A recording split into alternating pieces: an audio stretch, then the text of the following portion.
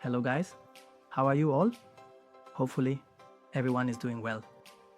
So today's new topic is how to scan files with Google Drive. How can we scan our photos with Google Drive, okay? Let's start our video without any delay. First of all, you need to open Google Drive.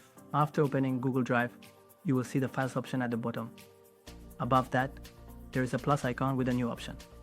Okay, so you need to click on that. After clicking, you will see the folder upload scan option.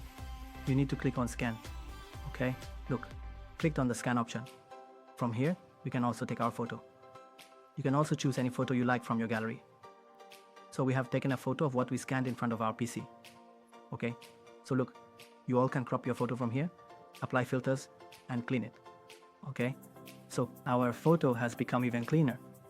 So look, there's an option here in PB. There's a done option in the blue button. Click on done. We can save our format here in either PDF or JPG, whatever you prefer. How will you do it now? Okay, so I am saving it in JPG.